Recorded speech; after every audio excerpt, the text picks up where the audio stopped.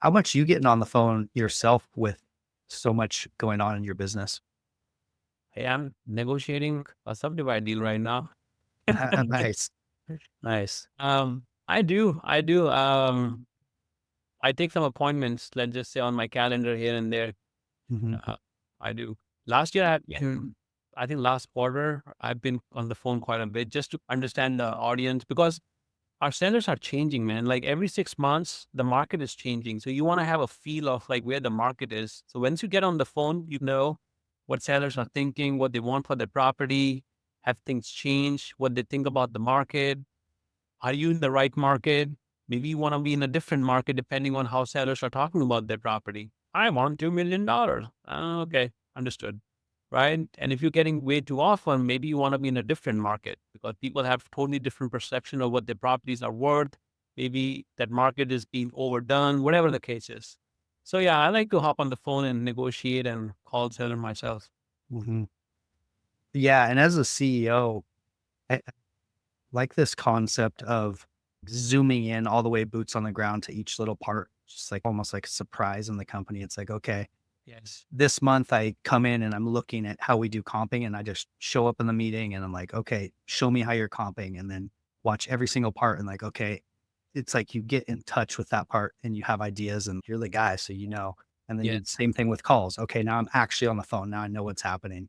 And zooming into each department, just getting your hands dirty, I think is important for people who are thinking about this is something to come across when people want to scale their land business. They want to just outsource. It's like, okay, I want to hire a comper, I want to hire an acquisitions manager. They just do it. It's like you still have to do it. You still got to get in there and get your hands really dirty and then fix it.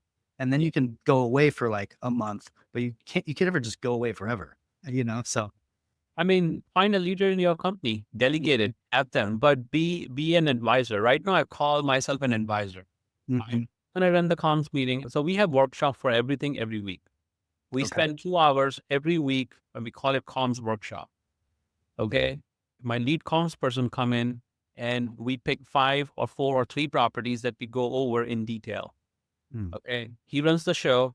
I'm there as an advisor. If I feel I can add value, I add value to it. Otherwise, they got it. Okay. And there are days I can't attend. They are running this thing. Same goes with role play. Every morning, we hop on a 45-minute role play. This is how we start our day. 8:30 role play. Okay. And those are the meetings I'm really plugged into. One, I get to know what sellers are thinking because my guys come in, man, all the calls I had yesterday, everybody was asking like really outrageous price. Okay. Good to know. Right. Maybe we need to look into our data. Maybe we are in the wrong county. Maybe we need to switch things over. Or, man, I'm getting this objection over and over again. I don't know how to overcome it. Okay. Let's role play. Mhm. So I role play a lot, and that helps me also get in tune with the market and all that kind of stuff. So that 45 minutes in the morning, I feel is worth spending with your acquisitions manager, whoever is going on the phone and negotiating these deals for you. That's a really good tip. That's probably a lot more than most people do. That's more than I do for sure. When you're role playing, tactically, how are you doing that? Are you role playing an entire conversation? Are you role playing just like an objection multiple times? How are you approaching that? Yeah, so we have a sales process. Sometimes we just role play the entire sales process. We have Mhm. steps how to close a deal. So if somebody wants to like just like a new person just coming onto the team, okay, we're gonna role play the whole thing. But if somebody's just stuck in that one situation, okay, let's talk about it. Hit me with that objection. I'll be the buyer, you are the seller, and let's do it. And then we just take that piece and then we just role play it. Okay. And what's your thought on scripts? How close do you stick with them? Are you kind of like a chunk it out and free flow, or are you like a follow the script type person? Yeah, I we are not anti-script, but there is nothing called script in our company. We call them frameworks. Okay. Okay. It's not a script. You do not have to read it from a script at all. You can make it your own. But there are certain key pieces in a conversation that need to happen and maybe in a certain sequence. How you deliver it is on your personality. Because if you put them in a script, one, they sound robotic, they won't be their natural self, and you don't want to do it. So we have a framework instead. Hey, these are 14 things that you want to hit on your conversation with a seller. Okay. You need to have a great reading. You need to have to build credibility. You have to do objection. You have to do fact finding. You have to figure out the dominant selling motive. You have to do a little bit of demo about the company. You have to do a trial close. You have to do negotiation. Then you have to do close. And then you have to do a follow-up and then a service walk. Okay. All right. As long as you're going through this framework in a certain sequence, you're good. You don't have to say the same thing the way I say it. Your greeting might be different from mine. I like to say, hey, Brent, this is Anshul from Goldswire Realty. The reason for my call is you had an amazing conversation with my land intake manager. I want to pick that conversation back up. I got an amazing offer for you and this kind of roll into it. Somebody wants to do it differently. Hey, this is Brandon, right? I'm calling from da da da da da. I hope you got 2 minutes for me. I have something really good to discuss with you. Everybody have their own style, but you need to go through a framework. But here's the thing: if you do not have a framework, you do not have a process, you cannot teach people how to negotiate. Mhm. If everybody is doing their own thing, how do you teach people how to negotiate? Where are they in the sales cycle? You need to know, where are you in the sales cycle? Are you in fact finding, or are you about to close this thing? Where are you? So I can help you get to the finish line. Because sales is tricky in itself. Negotiation is tricky in itself. You got to have a process. You got to have a framework.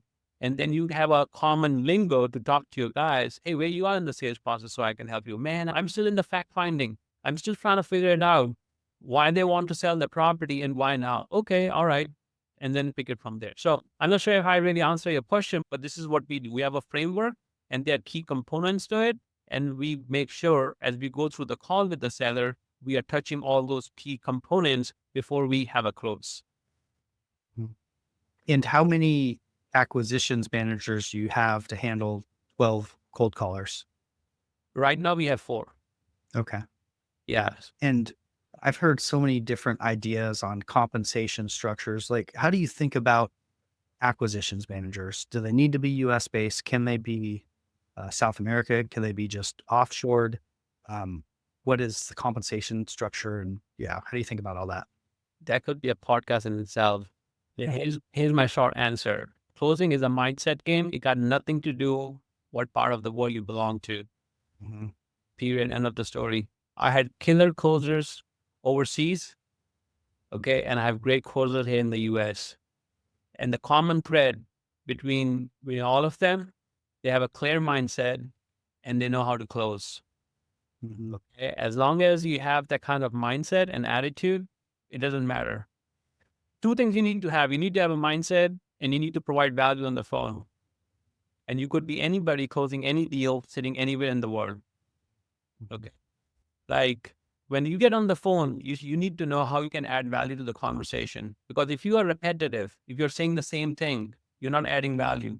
So regardless, wherever you are, you're going to lose the deal. If you do not know how to handle objections, I don't care what part of the states you are, what kind of accent you have, it can matter. You're not able to handle the objection of the seller. You don't even know how to respond to it. You're going to lose the deal. Versus somebody who know how to handle objection, who know how to add value, will win that contract. Doesn't matter what action they are coming from. It doesn't matter. So my answer to that is it's a mindset game, and then how you are adding value. And then of course, it's a skill set. Sales is a skill set. Closing is a skill set. So either you have it or you can learn it. It's not like so much dependent on like your accent or where you go from. So that's my answer to that question. I think that's a common misperception. I get that question all the time about cold callers as well. And my Yes. answer is with cold calling, I want to be able to hear them smiling through the phone. I want to be able to feel that they like their job, they're interested in the conversation, and it's a human that you're talking to. And you can feel a lot more on the phone than people think through the intonation of the voice and all that. And so it's all about culture and if they like their job and if they're into Yes. the conversation, and that's what converts leads.